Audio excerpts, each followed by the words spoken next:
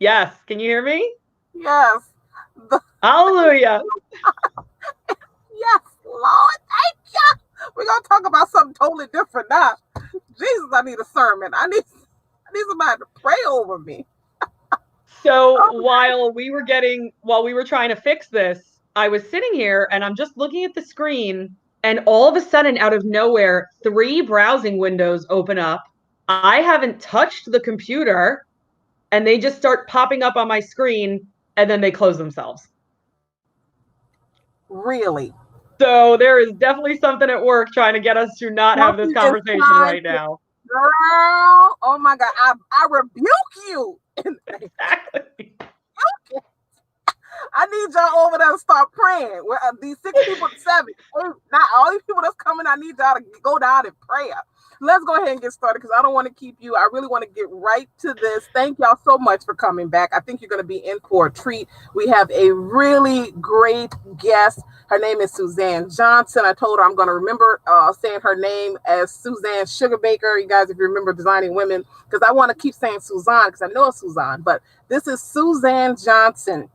And you guys may be wondering, as I always say, well, who is Suzanne Johnson? Let me tell you about her. She's the owner of Grace Financial Coaching. Now, as a coach, she partners with motivated individuals. Now, you got to be motivated because she told me there's a couple of things she has to ask. Make sure that you are coachable, that I can coach you because you can't coach everybody, right? She works with couples and families to develop good financial habits so they can experience a more stable future and carefree life. That's exactly what I'm going for. Suzanne has 5 years experience guiding clients in the financial methods of Dave Ramsey. I guess many of you do know who Dave Ramsey is.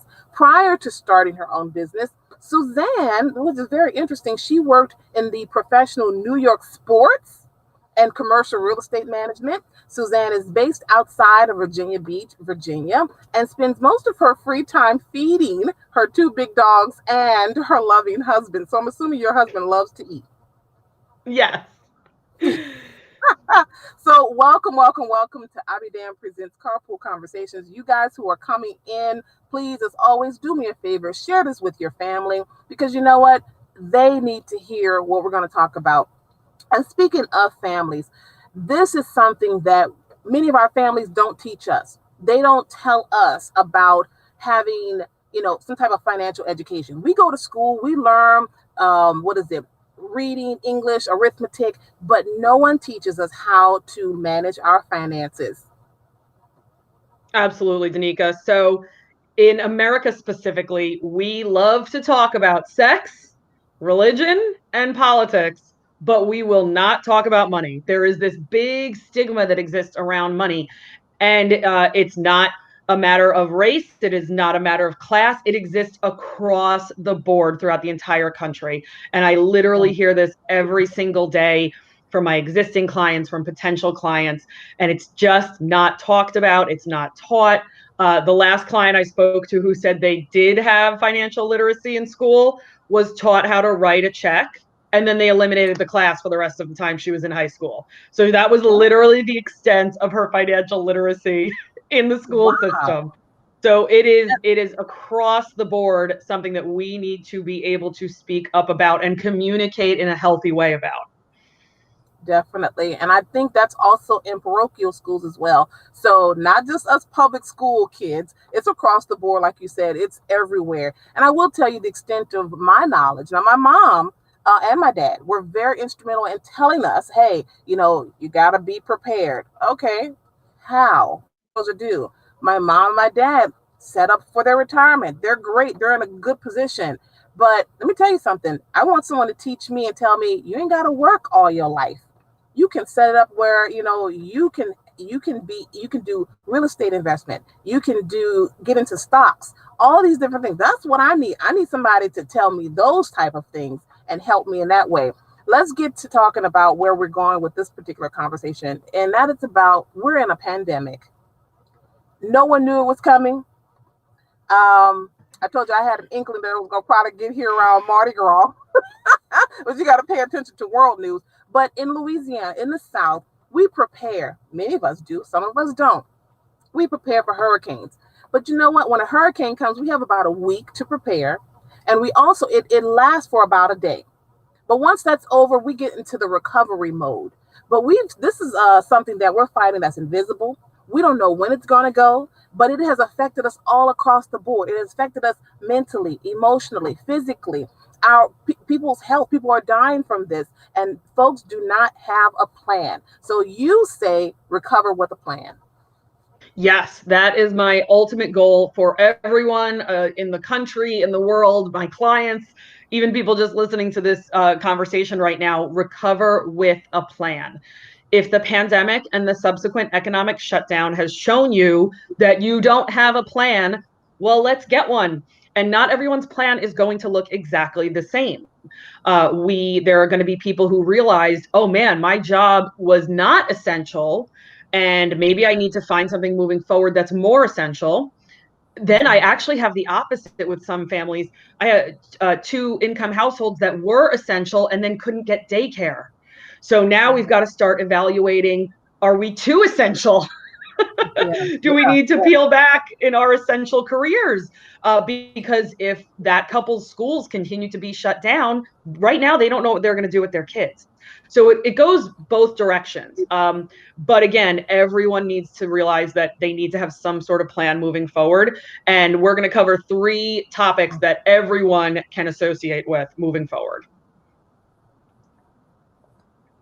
Yes, and let's get right to that. And let me tell you, for myself, and I think that's when I really got very active, is really when the pandemic started. I started dabbing and here and there, taking a couple of classes here and there, but I really got into it when the pandemic hit. And I think many of us did. But one of the things that I did was, as here, create a budget. I've kind of got off of it a little bit, but when it comes to creating a budget, you got to cut the fluff. Absolutely. A lot of people say that. So the first step is to create the budget, because if you don't know what you're spending your money on, you can't cut any of the fluff. We don't know where the fluff is. So the first 4 things you want to look for are food, shelter, transportation, and utilities. Once we have food, shelter, transportation, and utilities locked down, we know what those fixed costs are, and not fixed in the sense that it's going to be $99 even every month, but we have an idea of where it's going to fall into, where our electricity bill lands in the summer, where our gas or oil bill lands in the winter. Once we have those costs established and we can set up the 4 walls of our budget, then we can see where the rest of our money is going, like you said, Danica, and we can cut the fluff, and we can say, oh, and this is Danica and I have the same guilty pleasure. It's not time to go thrift shopping this week. Maybe next week. I really that I'm not that is a vice. That's not even a plus. I mean, that is a vice. I ought to be going to jail for that because because my boyfriend don't you bring not another piece of nothing from a thrift store. I am a thrift store fanatic. I am a dumpster diver. I don't even know if you are, but like if I see a piece of something, I'm like, ooh, girl, look, me and a friend of mine, we ride our bikes, and I'm like, girl, we got to come back for that. Then I start to realize, okay, no more thrifting, no more thrifting. I don't want to lose out on this relationship because of my habits. But one of the things you also need to think about is no Netflix and chilling. Hey, cut out some of that stuff that you really and truly don't need right now. I honestly have not turned on my TV probably since all this started. Cut out the Starbucks coffee every day. If you're like you go to this, I'm not trying to hurt any businesses, but if you're buying your coffee, you know, every day, make your own damn coffee. Absolutely. Yeah. And yes, correct. We're not trying to take business away from any small business owners. Even the big businesses employ our fellow neighbors, right? But we have to prioritize, guys. We got to figure out what is the priority here. And that actually leads perfectly into what our next point is, which is get out of debt. Make paying off Okay, the debt here's a a question for priority. you. Well, here's a question for you, and I gotta say this because again, this particular app, I'm just gonna have to call them in because I am the comment card queen. I can't see any of my guests who are here, but I have a question from Rhonda. She says, "How can I prepare when you are on disability?" Oh, on a fixed income. So that really doesn't prevent us from creating a budget. Does it? We still have income. The only thing that would prevent us from creating a budget would be if we had zero income. Your income is your most powerful wealth building tool. And it doesn't matter what that income is, where that comes from. I have 2 clients on Social Security, and we work within the bounds of their Social Security just fine. As a matter of fact, one of those clients, she's paid off 7 debts since her and I started working together in March, and it's barely August. And she has paid off 7 debts on a Social Security income, and she is just killing it. So disability, yes, is still an income. So we need to work within the confines of that income. And like I just said, paying down that debt is one of those huge things because it helps us reclaim the income as our money. It's not incoming and then outgoing to the credit card company. It's incoming and then it gets to stay with us because we've paid down the debt. Right. Yeah. Awesome. So now we're going to go to get out of debt. Oh my gosh. This pandemic has been there's been some really good things to come out of this. I mean, it has. I will tell you some companies that I have dealt with, I have 1 or 2 credit cards that I'm actually trying to pay down, and they've lowered their interest rates. They've allowed, put those interest rates, and that's a great thing. But I know you can talk more on that. Yeah, we want to get these creditors out of your life once and for all. And like you just said, Zanika, they were super understanding during the economic shutdown and the results of this pandemic. And as we recover, but guess what, guys? They're not going to be so nice during next year's pandemic or the pandemic of 2022 or the pandemic of 2030. So we've got to get our acts together now. They're going to expect all of us to learn from our mistakes, because guess what? They're learning from theirs right now, and they've extended too many people credit. And that's great that you had that experience where they lowered your interest rate. I had an experience where a client called and they literally knocked $1,000 off of her principal. I was shocked, just shocked. So now is the time to call and ask for those favors, because it's not happening the next time around. That's right. Now let's just not talk. I mean, look, credit cards, there's good usage and there's bad usage. Can we talk about the good usage versus bad usage?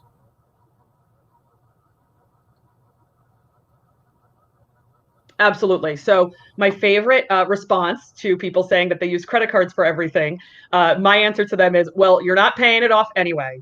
And chances are you're not. Less than 45% of people in America actually pay them off every single month. So stop lying to me. Stop lying to yourself. You're probably not paying them off. Now, a positive way to use a credit card, if you're in a position where you want to build your credit up, would be to use the credit cards for fixed monthly costs. Your cell phone bill, no matter your carrier, is $100 a month, 101 a month, right? It's somewhere, we know what area it's going to be in. Well, right. The credit card company doesn't know that you're using the credit card to pay the cell phone down. So just put those fixed costs on that credit card and set up an auto transfer to happen the next day, so that you automatically pay that credit card off literally within 24 hours.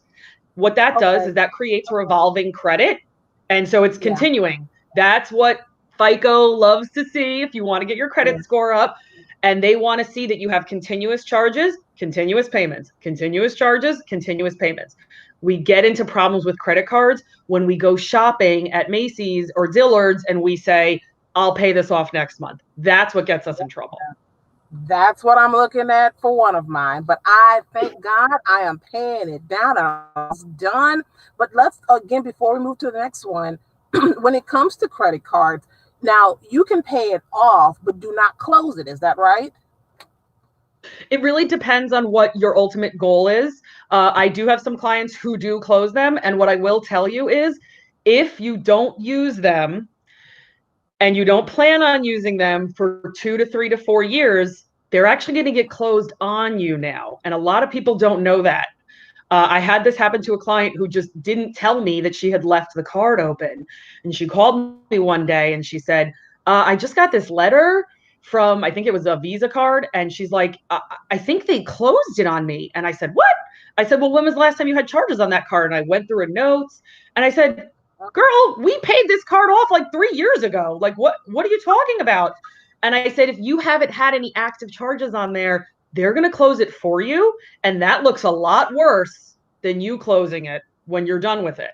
So I would encourage people to prioritize a couple of credit cards that you know you want to keep long term, and then look at the possibility of closing the other ones. Closing them is not going to affect your credit score by 100 points.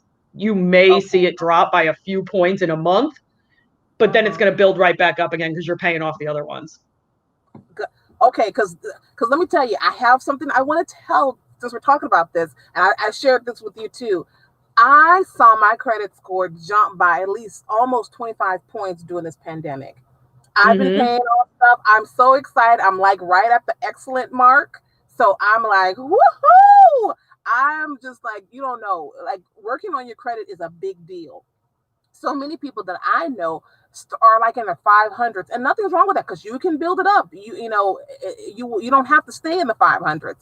But someone told me, they jumped 200 points. I'm like, whoa, what did you do? Like, that is awesome. And I mean, those are those moments where you just want to high five yourself, or and getting someone like you can help them do that, can help them build their credit. That is a big, big deal, because if you don't have good credit, you can't buy a house, you can't buy a car. There's a lot of things that you can't do when your credit is down in the dumps. Yeah, absolutely. And if you're getting to that stage with, if it's not a store card like a Macy's or a Dillard's card, if it's a standard MasterCard or Discover or Visa, and you're getting to that point where you finally have paid off all those shopping trips and those vacations and stuff, then do what I said, or do what we said earlier, set up those fixed monthly costs on the credit card. Because again, FICO doesn't know that you're using your Visa to pay your $98 a month car insurance. They just see that you have revolving credit and you are continuously paying it down, and that's going to keep that score going up and up. Now I'm checking on here to see if anybody has any questions, and I'm not seeing any questions on here, but I do see some comments. One from Jennifer, who says, "I do." She pays her. She says, "I use mine as my debit card and automatically pay it off every second day." Should you do it that soon? I'm just curious. Or do you have like a leeway when and how often do they take it out? You know what I mean? Like, if I pay my cell phone bill on the 15th, should I pay it off on my card on the 16th, or are they retroactive? I mean, how does that work? So the leeway that they give you is up until the due date, right? The credit card company doesn't care unless it's paid off by the due date. What it really is a matter of training yourself. And if that audience member is literally going in every 2 days and paying it down, man, good for her. That is showing discipline. I know it's a dirty word, but it's healthy, especially when it comes to finances. So figure out what is going to create the best habit for you. If setting an alarm to go off every other day, Monday through Friday, Monday, Wednesday, Friday, so that you look at that card Monday, Wednesday, Friday, then that's the habit setting feature that's good for you. For me, I would just get caught up in something else. I would tell myself I was going to pay it off, and then I would forget, and a week would go by, and all of a sudden the 17th hits and all the interest backs up. Yeah. So for me, that would not have worked. I needed to set up an auto payment system. I needed it to be set it and forget it. I am not one of those people that was going in every single day. And I don't know if we mentioned this early because I couldn't hear anything, but I did pay down $90,000 in debt in less than 3.5 years when I was single. So I had to figure out these habits for myself as well, too. Now, did that happen only because you were single? Yeah, right. I gotta ask these questions because I'm still looking at student loans, girl. Oh my god. Yeah. Oh no. I had student loans and credit cards. I didn't have a car payment. I didn't have a mortgage at the time, and it was all. I'm embarrassed to tell you how little student loans it was. It was mostly credit card debt, and those credit cards had 20% interest, 26.99% interest. It was ugly. So I am one of those people that lives with one credit card, and there is literally no balance on it right now. That's it. There's nothing on it. But that's because that's me. I know myself. Right. but you do keep it open. Obviously, you must do a little, you must put something on it so that you can pay it off and keep it, like you said, revolving, keep it going. So for that particular card, now it's me and my husband. We put big purchases on it, stuff that we know Okay. we've already saved up the money for. So a good example would be, this isn't a huge purchase, but our what's it called just died. Our garbage disposal just died over the weekend. Of course, while we had company at the house, you know how that always goes, right? Okay. So it was 175, and he came home. He said, I put it on the credit card. He installed it and literally sat down on the couch and paid the credit card with the money from our emergency fund, because a broken garbage disposal is an emergency fund item. Yeah. Okay. Well, that's going to take us to the next comment. Of course, the next thing we're going to talk about, and that's the emergency fund, right? Like, who knew that we were going to have to prepare for a pandemic? And I hope you ain't speaking nothing into existence about the next pandemic. Girl, this better be the last one, because the last one I remember was in a book. They talked about the bubonic plague.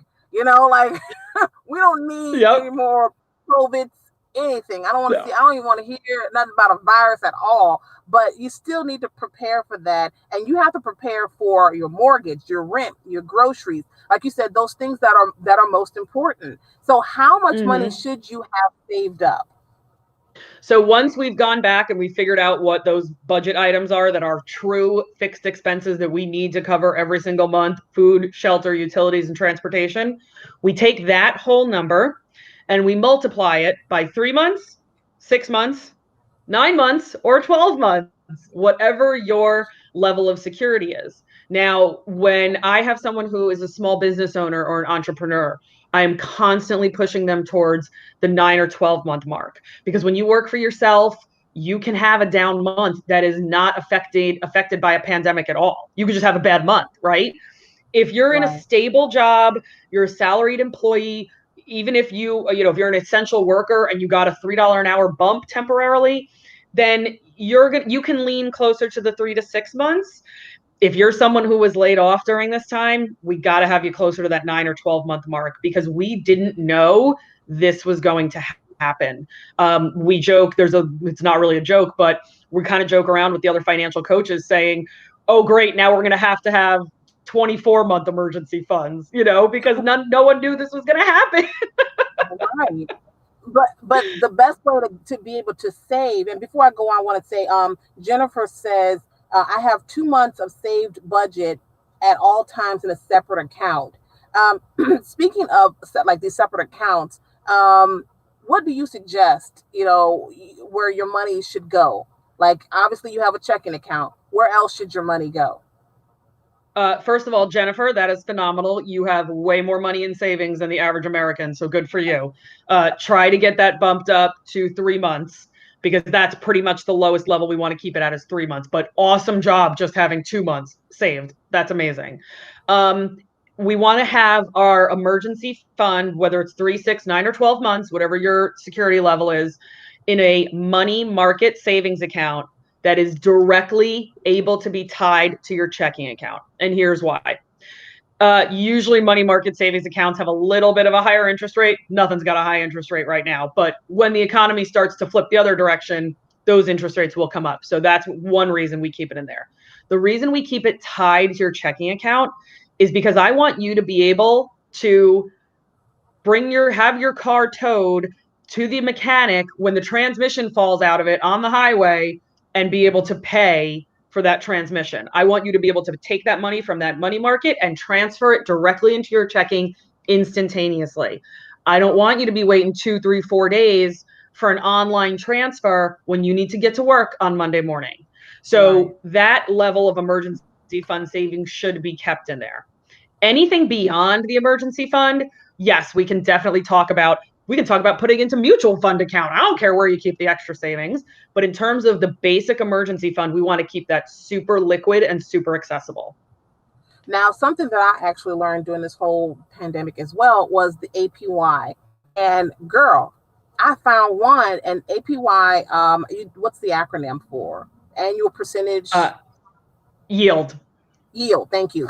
And I found one. It was a savings account, online savings account, that was at 1.9%.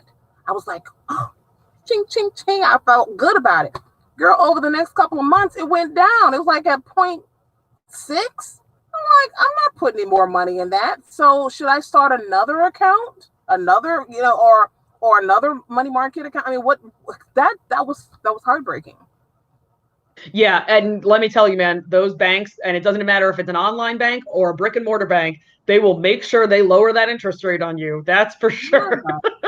Yeah, they definitely gave me a heads up, but that's good because I just literally logged in. It was like 0.02%. I'm like, you didn't even tell me. What the heck? Yeah. Yeah. Yeah. So the basic emergency fund is not there to make us money. I hate to break it to you guys. I know we always want to put money somewhere there where it's going to grow.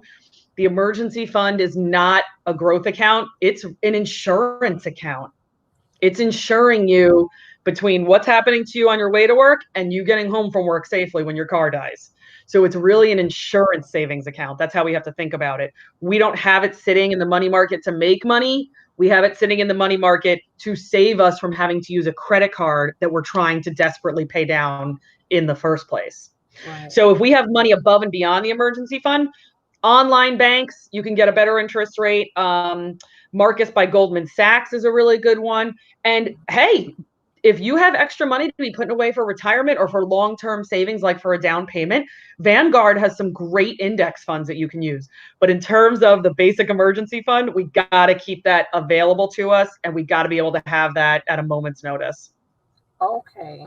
All right. I mean, just we started off really rocky, but we are now at a point where we're getting closer to the end. Before we go, I mean, is there anything else that we haven't talked about? Like, because I mean, just like in Louisiana, right? I told you we have hurricanes, and the Louisiana Ghost Step always says, get a game plan. That's our like Homeland Security and emergency preparedness. Get a game plan. Before we go, what's something that we, outside of what we just talked about, what should we be working on like right now? When we get off this live, what should we be doing? Setting up your budget, getting your debts in order. I recommend using the debt snowball. If you Google debt snowball, you can easily find a debt snowball chart. You list your debts smallest to largest in total, and you start paying off the smallest one first. And that really brings us back to really why you and me got started talking in the first place last week, which was this is all psychological, guys. This is all emotional. This is all personal finance. This isn't 2 + 2 is 4. This is 2 + 2 minus my shopping trip. I feel bad about myself this week, so I don't feel like cooking. +6 equals nothing, +0. It's not just basic mathematics. We have to look at what we're doing from an emotional standpoint, from a mental standpoint. Like I said, I had to trick myself into paying down my credit card. I had to have it on auto transfer. I wasn't that person that was going to be paying attention every single day. So don't beat yourself up too much, but take a step back and say, okay, what are some things I know about myself that I can adjust and make better, that I can institute some discipline, I can grow some better habits, because that's really where the personal part of personal finance comes in. It's way more about the personal and way less about the dollar amount. Because once we have those processes in place, once we are used to being on a budget, once we're used to setting up a budget and rolling it over into the next month, man, it makes it so much easier to be able to pay down those creditors, save up that emergency fund, and when you know a hurricane is coming, go out and buy that plywood out of the emergency fund because you already have it saved up there because you knew hurricane season was coming. That's right. Well, look, guys, I was looking to see if we had any more questions or comments, but guess what? If you didn't get it in this time, we inked the deal where Suzanne is going to come back on 2 more occasions. So make sure to look out for her. And as always, you guys, please do me a favor. Share this video. Share it with the ones you love. Because guess what? If you ain't helping them, guess where they're going if they need some money? They come and knock on your door. Hey, can you help me? Can you loan me some money? Can I borrow some money? So share this with them. And we're going to come back on 2 different occasions with Suzanne and her advice on how to get your coins up, sis and brother. So come on. You know what time it is, folks. Let me see that fire. Come on. It is time for rapid fire questions. You ready? Yeah. Okay. All right, your number one question. And you mentioned your husband. So I decided to give you this question. What's the best thing about being married? Having someone else to tackle the hard stuff, to work on the problems together. Oh, that's so sweet. I was going to ask the worst thing, but I'm going to just stick with the best thing.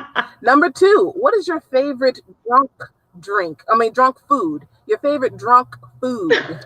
Actually, we had it last night, and not because we were drunk, because it was pouring rain here. It was pho, Vietnamese pho.